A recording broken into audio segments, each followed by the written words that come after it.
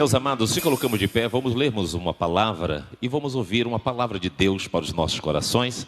E após nós estaremos presenciando também mais apresentações. Pastor Jacinto, ministrando uma palavra para os nossos corações.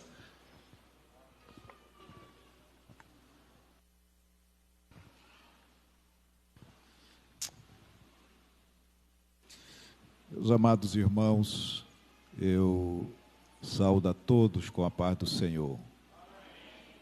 Louvamos a Deus por estar na casa do Senhor, nesta noite comemorativa, nesta noite de domingo, para assim nós louvarmos a Deus pela sua palavra, dispensada a cada um de nós, e também por todos os feitos alcançados da parte do nosso Senhor. Feliz em estar retornando à igreja.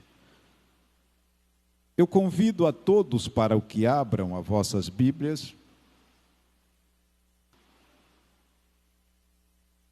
Segundo Crônica dos Reis de Israel. Segundo Crônicas, capítulo de número 34.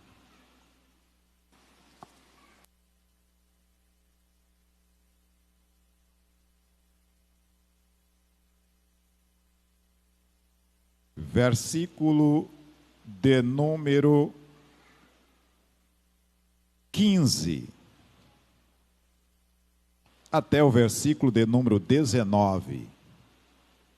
Segundo Crônicas, capítulo de número 34, versículos 15 ao 19.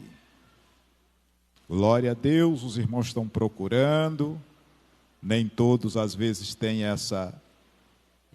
Eu nem sei qual é a palavra no vocabulário que eu diria... Agilidade, é isso, né? Talvez não seja tão rápido assim quanto a gente que talvez mexe com ela todo dia. Todos encontraram? Então está escrito assim: E Ilquias respondeu e disse a Safã, o escrivão: Achei o livro da lei na casa do Senhor. E Ilquias deu o livro a Safã. E Safã levou o livro ao rei e deu conta também ao rei, dizendo: Teus servos fizeram tudo quanto se lhes encomendou, e ajuntaram o dinheiro que se achou na casa do Senhor, e o deram nas mãos dos superintendentes e nas mãos dos que faziam a obra. Além disso, Safã, o escrivão, fez saber ao rei, dizendo: O sacerdote Ilquias me deu um livro. Deu o quê? Deu um livro. E Safã leu nele perante o rei. Sucedeu, pois, que ouvindo o rei as palavras da lei, rasgou as suas. Diga comigo assim: o que fazer quando se perde o livro na casa do livro? Outra vez, o que fazer quando se perde o livro na casa do livro? Tomai o vosso assento. Meus irmãos, eu tenho alguns minutos para conversar com os irmãos, e literalmente nós vamos conversar. Talvez eu acelere alguma coisa, mas nesse dia especial eu quero conversar com a igreja. Amém? Quantos aqui aceitam eu conversar? Amém, então vamos lá. Nós estamos diante desse texto, e diga-se de passagem, um texto pertinente a este dia tão especial. Mas, porém, o momento em que se vive na leitura em que foi lida nessa noite, dá-nos a entender que não é um bom período. Nós vamos lendo a Bíblia, em especial no livro de 2 Reis, 2 Crônicas, e todos nós entendemos que Israel foi dividido em reino do norte e reino do sul, alguns reis governando o lado do norte, outros reis governando o lado do sul. E neste caso em especial, o rei dessa leitura que nós lemos chama-se Josias. Como que é o nome do rei? Josias.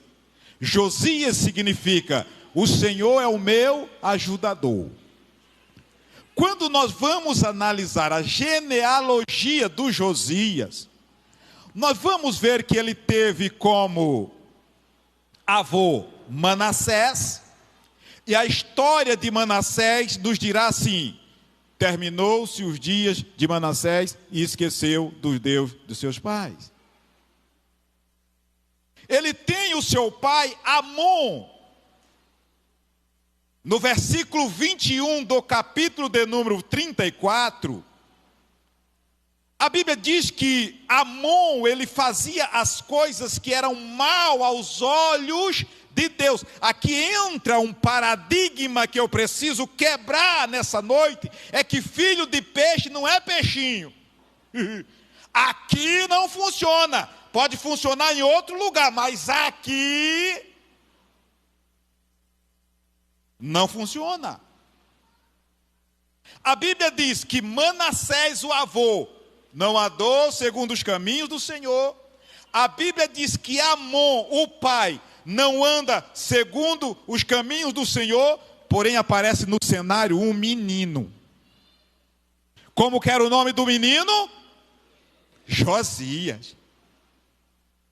E não é que Deus acha graça na vida do menino, e o menino começa a governar com 8 anos de idade. Eu disse quantos anos? Eu estou conversando. Quem sabe daqui mais uns 15 minutos a gente acelera. Então vamos entender aqui o mistério, né? 8 anos. Quando até então, na minha tenridade, com 8 anos, eu brincava era de carrinho de carretel. E não tinha dinheiro para comprar o carrinho lá no mercado, nem na loja de brinquedo. E a gente fazia o carrinho de carretel, aro de bicicleta. Era a nossa brincadeira. Mas Josias, com 8 anos de idade, sobre a égide, sobre o cuidado da sua mãe, chamada Gedidas, como era o nome da mãe do menino, Gedida. Aqui entra um papel fundamental do pai e da mãe na vida de nossas crianças. Nós estamos vivendo um período em que já arrancaram a Bíblia das nossas escolas. Já arrancaram a Bíblia das câmaras. Eu vou dar uma segurada que eu sei que está sendo transmitido. Mas arrancaram a Bíblia, diga-se de passagem, em quase todos os quadrantes da sociedade. E por último estão querendo arrancar a Bíblia da igreja. Mas em nome de Jesus Cristo, se tiver pai e mãe aqui comprometido com essa palavra, eles podem fazer o que quiserem, mas não arrancarão a Bíblia das mãos dos nossos filhos, das mãos das nossas crianças.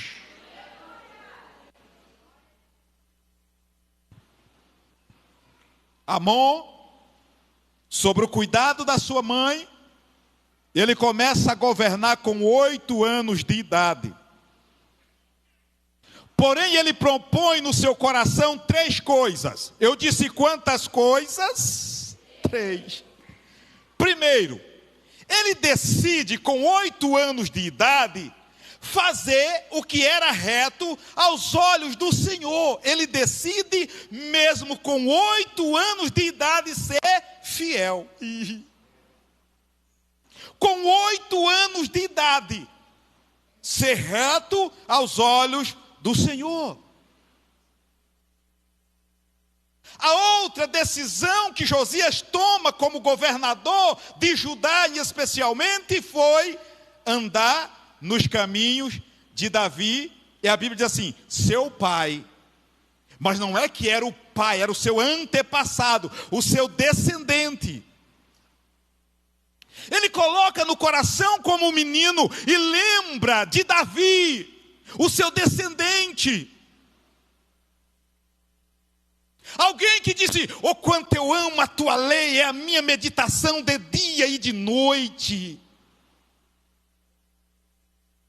Ele lembra dos salmos escritos pelo seu antepassado e coloca no seu coração, eu preciso andar nos caminhos de Davi, o meu antepassado. A pergunta que eu faço para você nessa noite, que história que você está deixando para os seus descendentes? Eu me lembro do velho meu pai, quando ainda era novo. Eu fazia o papel do Zé Wellington. Naquele tempo não tinha fone de ouvido, mas eu gostava de andar assim, sem a Bíblia. E eu me lembro que todas as vezes, já aqui em Médici, todas as vezes que a gente vinha para a igreja, eu e meu irmão caçula, ele fazia questão de sair na janela, e quando a gente chegava no portão de madeira, ele gritava, aonde está a tua Bíblia? E nós colocava a carinha embaixo assim, voltava, e ela estava escondidinha, a gente pegava e vinha para a igreja. O meu pai não me ensinou a gostar de Bíblia. E não é que eu não tenho muita Bíblia, eu só tenho 60. Pastor, o senhor estuda todas elas?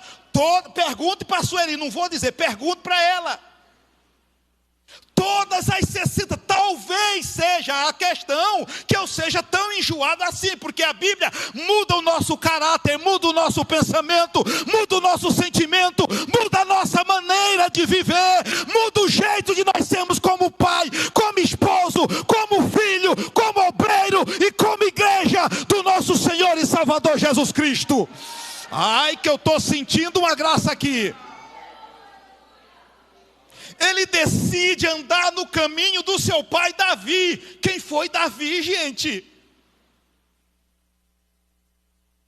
A outra decisão que ele toma é que ele não iria se desviar nem para a direita e nem para a esquerda.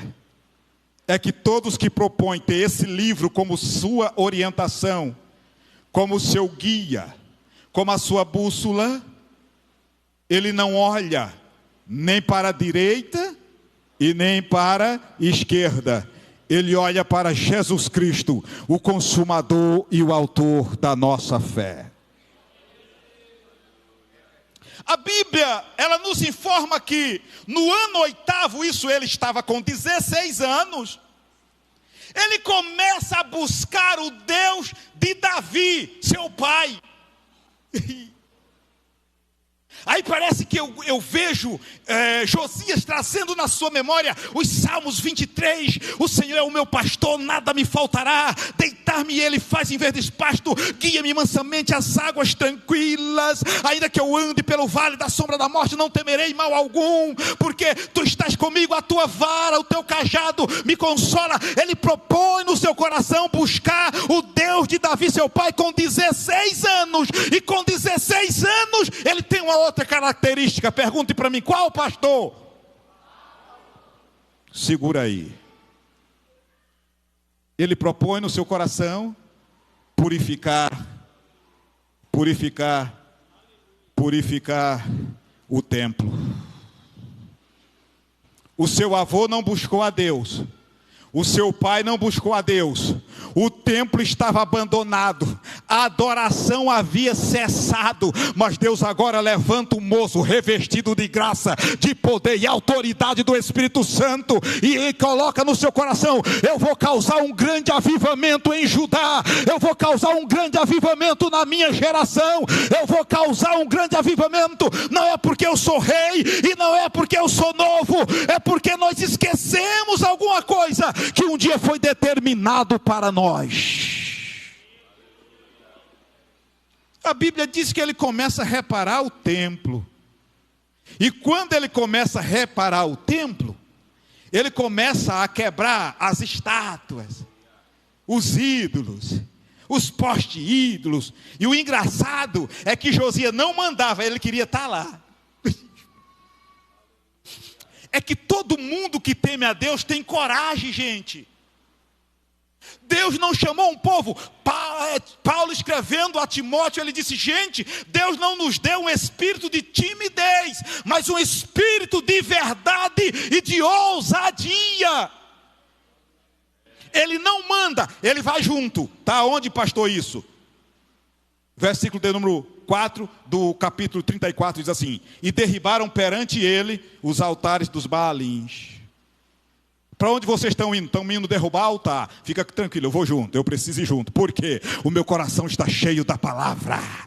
Eu estou lembrando dos caminhos do meu pai. Aquilo que o meu avô não fez, eu vou fazer. Aquilo que o meu pai não fez, eu vou fazer. Eu vou causar um avivamento, e não é um avivamento qualquer. Eu vou gerar mudanças na minha geração. Ei, nesses últimos dias, Deus está contando com uma igreja que revolucione o mundo em que nós estamos vivendo e a cidade em que nós estamos morando. E não é de qualquer jeito, é pelo poder da palavra, pelo poder da palavra, pelo poder da palavra, pelo poder da palavra, pelo poder da palavra, pelo poder da palavra.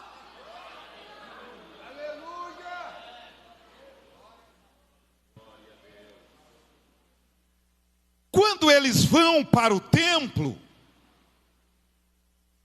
os secretários, os mestres de obra, os superintendentes, os inspetores, aí eles começam a vasculhar, a fazer uma limpeza no templo.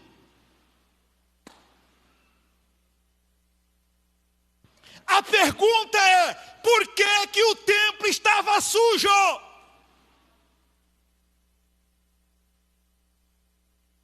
Pastor, o senhor está pegando pesado. Eu estou te explicando a Bíblia.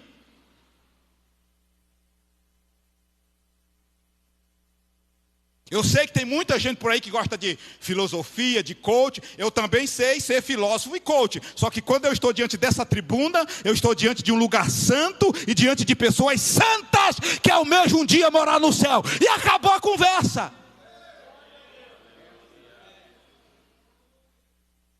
Eu não fui chamado para ser coach.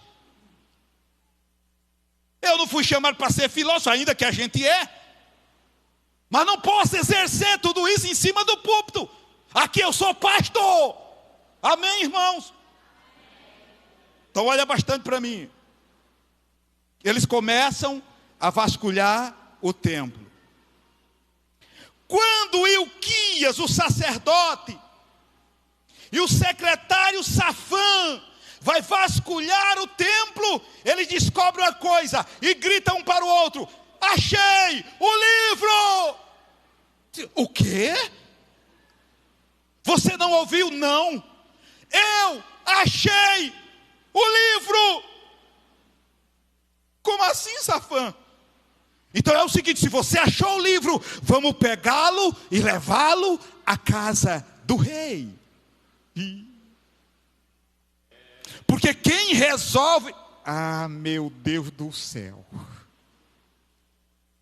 Não, vou falar não. Deixa para outro dia. Porque só tem autoridade. Não, eu vou falar, Jesus vai falar. Só tem autoridade de manejar o livro e ordenar o livro a quem foi dado para ele. A igreja não pode perder o seu posto. Companheiros que está aqui, não negue a palavra, ande segundo a palavra, ensine a palavra, pregue a palavra.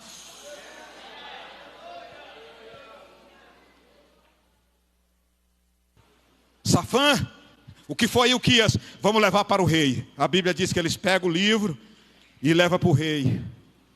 E quando eles levam o livro para o rei, a Bíblia diz que quando eles terminam de ler, e Safã leu nele perante o rei. Leu o quê? O livro. Quando termina de ler, gente, eu vou ter que parar por aqui. Termina de ler. O arrependimento começa a gerar um movimento na vida de Josias. Aleluia. Porque não existe igreja que cresce se não tiver a aplicação da palavra. Não existe família alicerçada se não tiver a leitura da palavra. Não existe liderança eficaz se não tiver a meditação na palavra. Aí eu estou sentindo a glória aqui. Você pode ser bacharel, você pode ser doutor, você pode ter anel no dedo, mas se você não tiver a palavra no teu coração, me desculpe, você não é nada.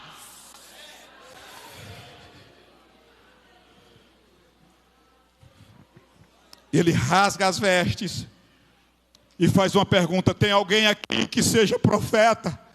Aqui em Judá disse: tem sim. Quem? Uma mulher. Como é o nome dela? Uda. Ele chama ela.